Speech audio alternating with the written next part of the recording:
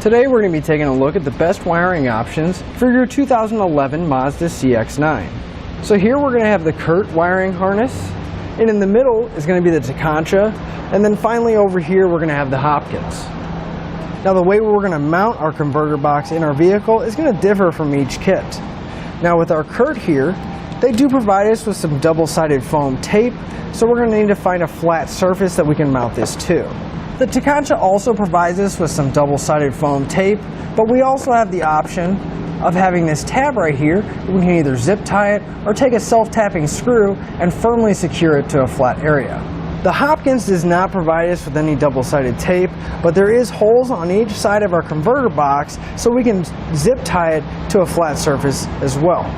One other thing I like about the Tekonsha is you can see there's an epoxy-type material right here where the wires are coming in from my converter box, and that's going to be a potting material, and this entire converter box is filled up with it, so it's going to resist any kind of shock and resistance or jarring around if it isn't secure when we're driving down the road, and have much more durability. One thing I really like about the Hopkins kit here is that most of our connections are already made.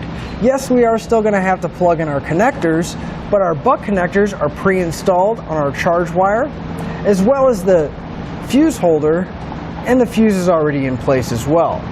Another nice feature of the Hopkins is they do provide you with a small amount of dielectric grease. That way once you put your connections together, you don't have to worry about moisture buildup or any corrosion. Now one benefit that the Hopkins has that I really like is that since we are going to have to drop down our 4-pole out of our hatch and close it, we're not really going to have to worry about it damaging the wire, but Hopkins has taken the extra step to put a protective sheathing on there, giving it extra protection and durability. One benefit that Curt has that I like is since we are going to have to run a wire to our battery and the wiring is going to stay on the inside, we are going to have to go from the inside to the outside of the vehicle. Now they did provide us with some silicone, so once we find a grommet that we can go through, we can seal it back up. Now as far as power rating goes, our Curt and Tekonsha both are going to come with a 10 amp fuse, which is going to be plenty to run a basic trailer with all your lights. Now the Hopkins on the other hand is going to come with a much larger fuse.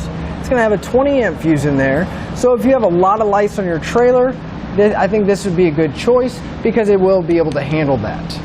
All three of our kits do come with the necessary hardware, zip ties, and self-tapping screws to get everything in place and secure. Now each of our kits are going to give it the same end result.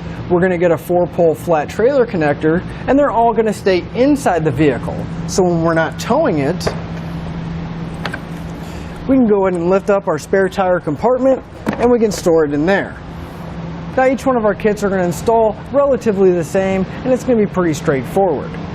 We're going to have a T connector that's going to go in between our tail light and our factory wiring, and we're going to have to ground our system, and each one of our kits are going to come with a module box. Now since each one of our kits does use a converter box, what that means is that's going to take the signal from our factory wiring harness and it's going to convert it into the usable source for our trailer connector. But it's also going to prevent any damage if there's any backfeeding from the trailer end to coming back onto our vehicle, protecting our wiring. Now each one of our kits are a separate powered module box, so they're going to provide us with the fuse holders and the wires to run to our battery along with the fuses. So to sum everything up, I think all three of these kits are going to be a great option, but if ease of installation is your concern, each one of these kits are going to install relatively the same, so I don't think there's really much of a benefit from one to the other. Now if durability is your main concern, I think the Tekonsha is going to take it here purely because of the potting material that's in the converter box being able to withstand all the jarring and bumpy roads that you may go down. If power rating is your main concern, I think the Hopkins is going to take it here purely because they do provide you with that 20 amp fuse, which means that you're going to be able to have a lot more lights on your trailer and be able to handle that load. And that'll finish up the look at the best wiring options for your Mazda. Thanks for watching, and click the link in our description below to shop, learn more, or visit us at etrailer.com. And leave us a comment if you have any questions.